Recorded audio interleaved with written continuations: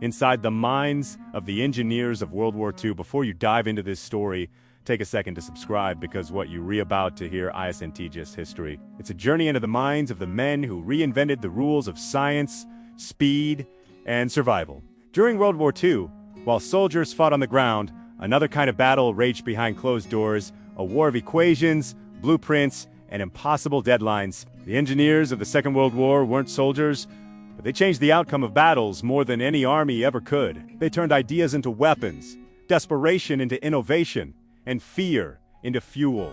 From the jet engine to radar, from code-breaking machines to atomic power, these were not inventions born of peace. They were creations born of pressure, obsession, and madness. Let us go inside the minds of the engineers of World War II, the men who built the impossible, one desperate idea at a time. The Second World War was not only a battle of soldiers and tanks, it was a war of minds.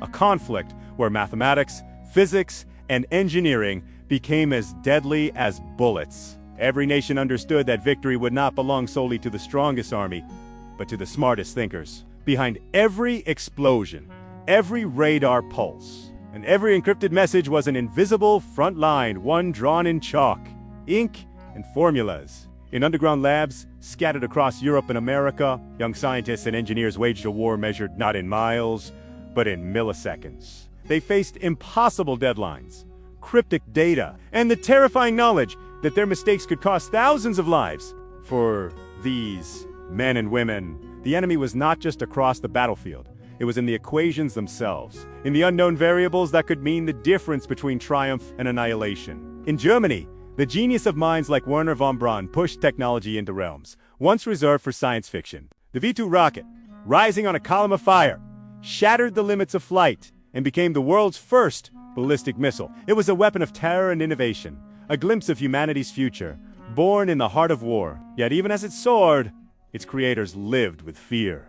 Each successful launch carried with it the weight of destruction, a reminder that their brilliance had been twisted into a tool of devastation. Across the channel, British engineers fought back with intelligence instead of speed. Alan Turing and his team at Bletchley Park turned logic into their weapon, breaking the Enigma codes that Germany believed unbreakable.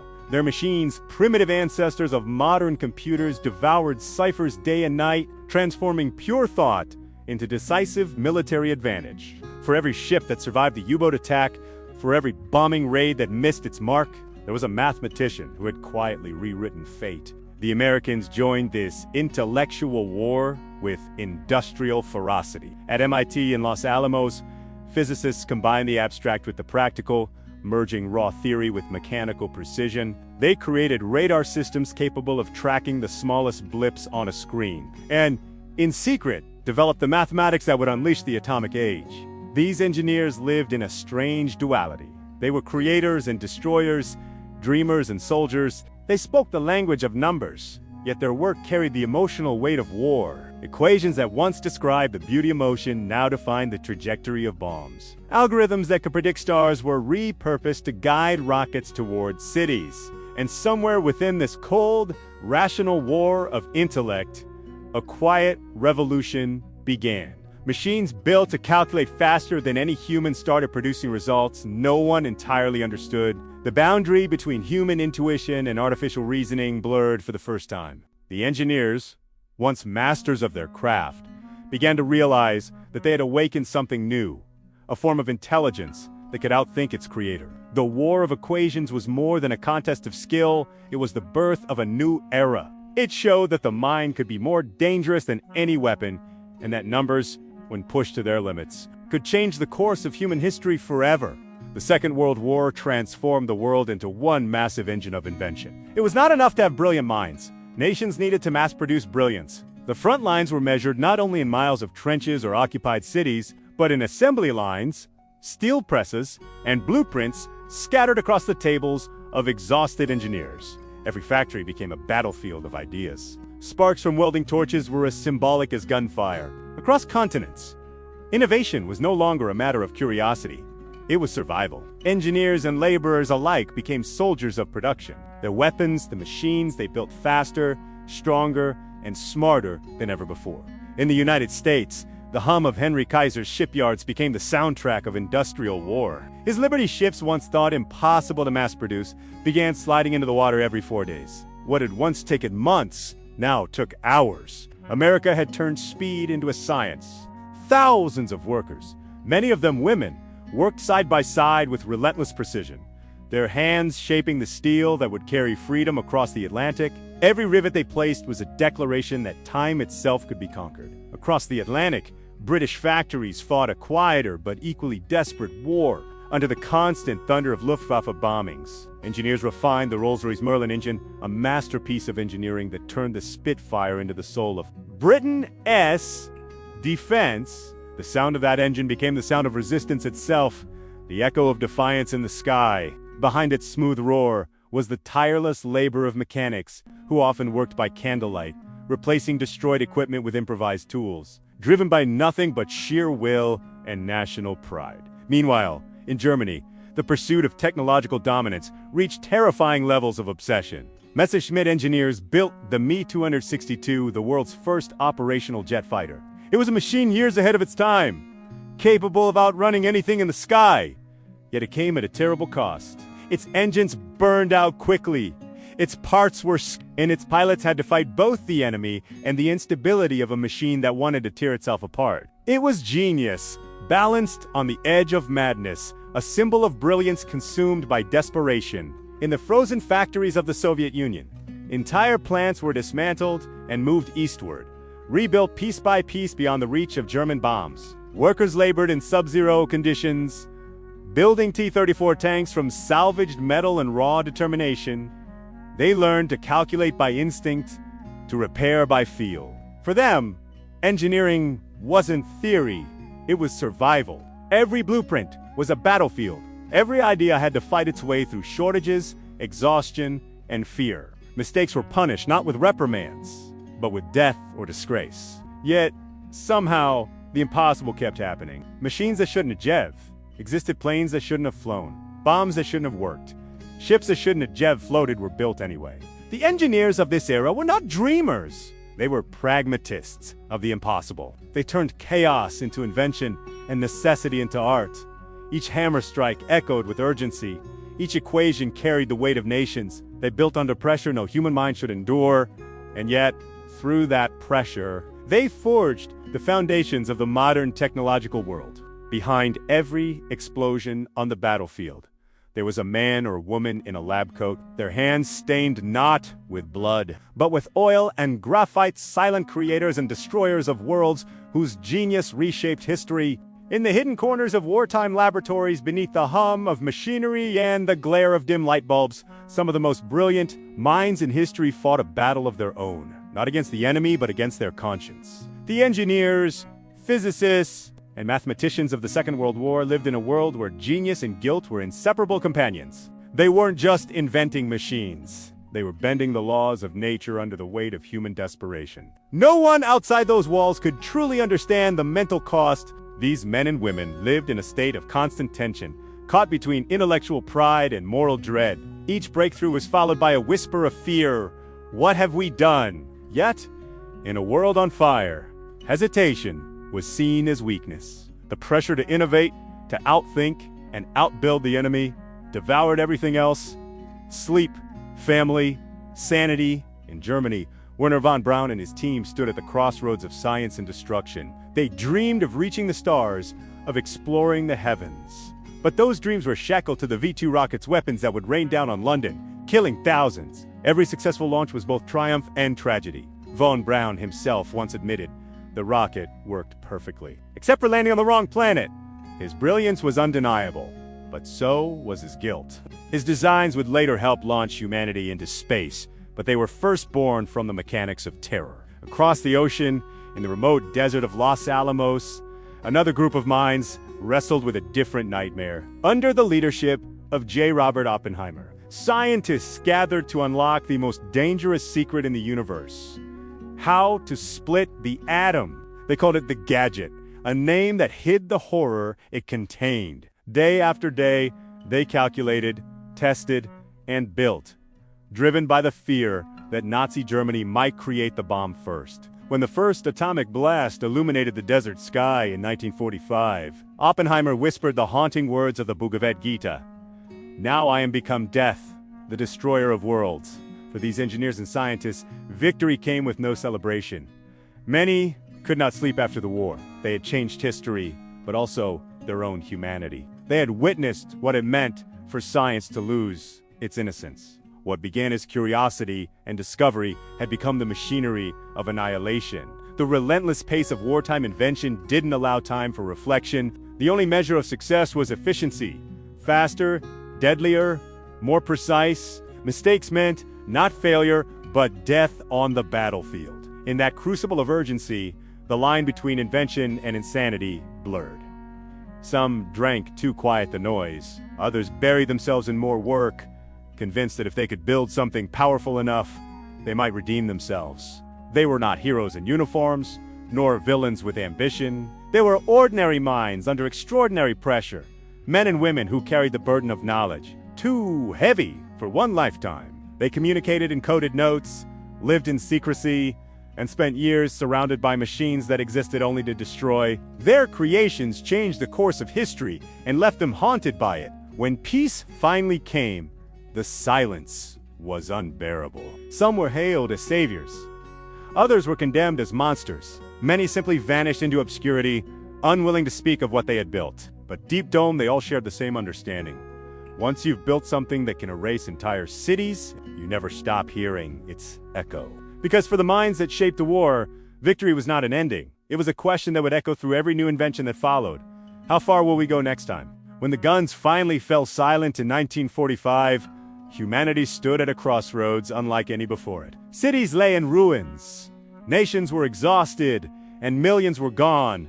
But from the ashes of destruction, something extraordinary began to rise. The war that had consumed the world also unleashed a flood of invention. What was once created to kill was now being transformed to connect, to explore, and to build. The world had not just survived the Second World War, it had been fundamentally rewired by it. During those 6 relentless years of global conflict, necessity had forced innovation to evolve at an unnatural pace. Engineers, physicists, and mathematicians had learned to compress decades of discovery into months. And when the war ended, that momentum didn't stop. It exploded into every corner of modern life. The same minds that had created weapons of terror turned their talents toward rebuilding civilization. Radar, born in secrecy to detect enemy bombers, found a new purpose guiding aircraft safely through the skies. The primitive computing machines used at Bletchley Park to decode the Enigma evolved into the earliest forms of digital computers, massive, room-sized devices that could think faster than any human. They no longer served generals, but scientists, helping to calculate orbits, design engines, and map the stars. Jet propulsion, once designed to outrun death, became the heartbeat of commercial aviation. Aircraft that once carried bombs were redesigned to carry passengers. The same technology that had shrieked across the skies of Europe now connected continents, shrinking the world into something humans could finally explore in peace. In laboratories across the United States and Europe, a generation of engineers realized that their wartime work had birthed something far greater than victory. It had birthed possibility. In America, the former military engineer Wernher von Braun, once feared for his V-2 rockets, became the visionary behind NASA's Saturn V, the machine that would send mankind to the moon. In Japan and Germany, industries that had been devoted to building weapons were redirected toward electronics, automobiles, and high-speed transport. The factories that had produced tanks now produced technology that would power the modern world. But the most profound transformation wasn't mechanical, it was psychological. The war had taught humanity that no challenge was too great, no equation too complex, no dream too impossible. It was a paradox. The same drive that had fueled global destruction had also awakened a limitless curiosity for creation. The laboratories that once served the generals now served humanity's imagination. Even the atom once split to annihilate was reimagined as a source of energy. Nuclear power plants began to rise, promising light instead of fire. The fear of annihilation slowly transformed into a vision of progress, though the shadow of what had been done could never be entirely erased. Every new discovery carried both a spark of wonder and a whisper of warning. And so, the modern world was born not in peace, but in aftermath. The microchip, the GPS satellite, the jet, and the internet all trace their lineage back to the Wernher laboratories. The tools once used to destroy had become the foundations of connection, commerce, and exploration. Humanity had learned to channel the machinery of war into the engines of civilization. But deep beneath that progress, there remained a silent truth. Innovation and destruction share the same DNA. The same genius that invented the bomb also built the computer. The same equations that guided rockets to targets now guide them to Mars. World War II may have ended the age of armies, but it began the age of engineers, and the greatest weapon wasn't metal or fire, but imagination itself. Because in the end, the war didn't just change technology. It changed the human mind, teaching us that our greatest power for creation or destruction would forever come from within. The war may have ended 8 decades ago, but its engineers never truly disappeared. Their ghosts whisper in every circuit, every equation, every test flight of a new machine. The laboratories of today, clean, quiet, and full of glowing screens, are haunted by their relentless spirit. What those men and women left behind was not merely a collection of blueprints or patents, but a way of thinking. They prove that boundaries exist only until someone dares to cross them. That belief that the impossible is only temporary became the foundation of modern innovation. It is why scientists stare at blackboards covered in unsolvable equations and refuse to give up. It is why engineers work through sleepless nights chasing perfection that might never come. From Silicon Valleys to military think tanks, the same fever that once built the atomic bomb now drives the creation of artificial intelligence, quantum computers, and machines that learn faster than their makers. The torch of obsession has been passed down through generations.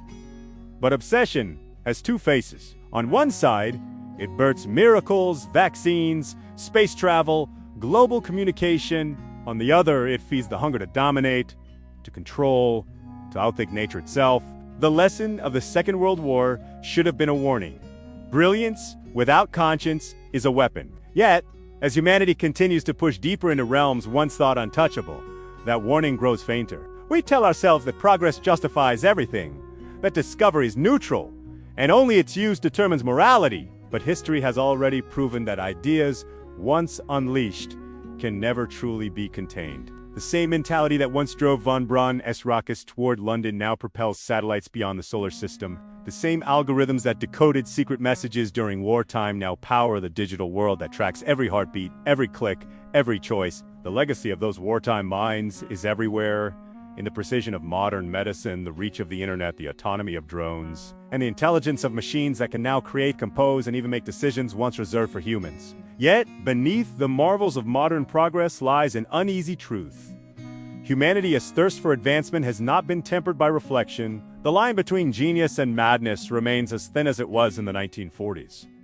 In our pursuit to make thinking machines, we risk creating systems that reflect not only our brilliance, but also our flaws, our ambition, our fear, our indifference to consequence. We are building the next generation of weapons in the same spirit that forged the first. Only this chimney, they may no longer need us to pull the trigger. Still, that relentless drive, that unyielding refusal to accept limitations, is what defines us as a species. It is the same spark that took humanity from the cave to the stars. The engineers of World War II may have lived under the shadow of destruction, but they also carried within them the seed of creation. Their obsession reshaped the world, for better and worse. They forced us to confront a fundamental paradox, that our greatest strength, our intellect, is also our most dangerous weapon. Now, standing at the dawn of artificial intelligence and quantum warfare, we are once again at the edge of discovery and disaster. The question that haunted Oppenheimer, Turing, and every mind of that era still echoes today.